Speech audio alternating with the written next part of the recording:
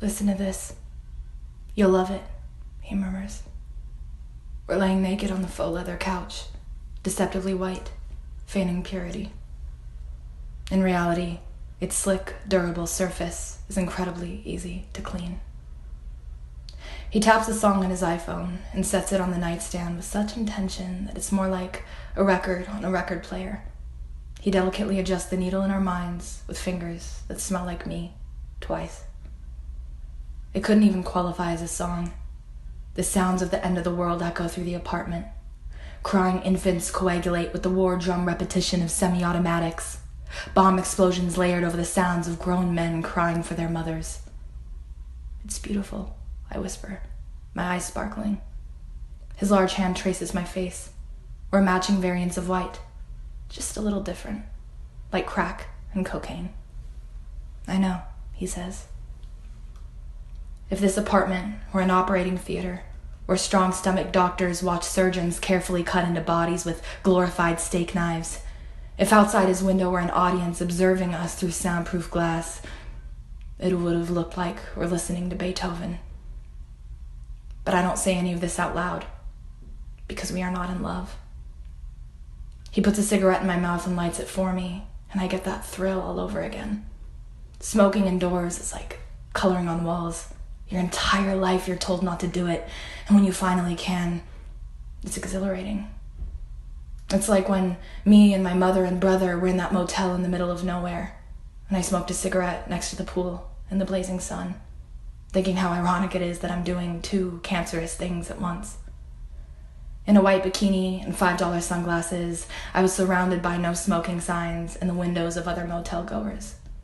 I felt like a white trash art installation where people could sit and watch me ignore the rules while they ate the complimentary continental breakfast. That same night, my mother sobbed in the motel bed while I stared at the stained ceiling. We both broke the rules and smoked cigarettes on the rickety balcony, tapping the ashes into a plastic cup.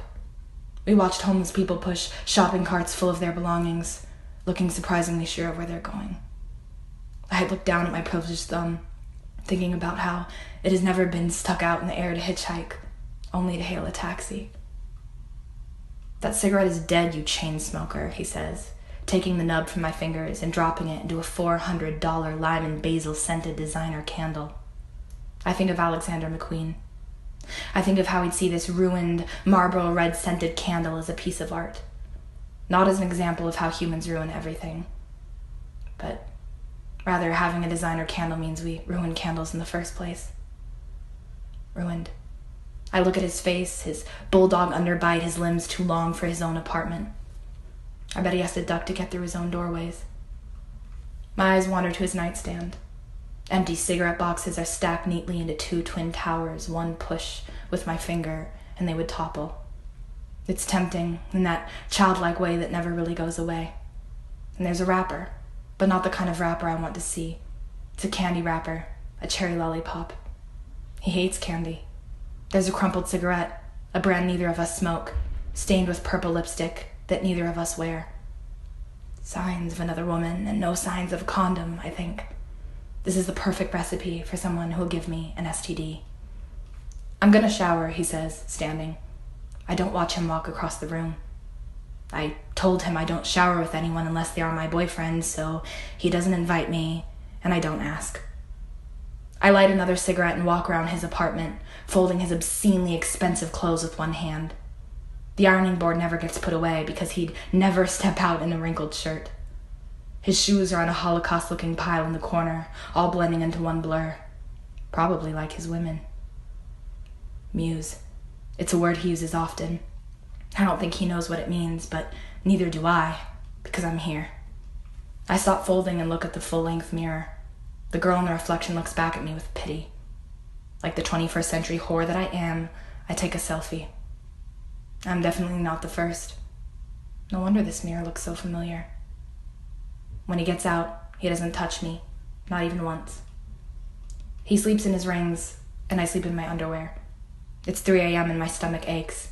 We haven't eaten in 24 hours, and when he's awake, I love it. We are tortured, starving artists getting first world, not third world malnourished chic, getting skinnier by the minute, minus the distended stomach. Now, I'm just hungry. I raid his empty cabinets. No wonder he can afford those clothes and those designer candles Alexander McQueen would laugh at. I eventually excavate some granola in a questionable flavor, ginger, and eat it from a mug in his bathroom, my feet propped up on the sink. I feel almost guilty, as if I've stolen candy from a kid. Next to his contacts and face wash is a pink women's razor, reminding me someone else was here last night. I chew thoughtfully, then turn on the shower.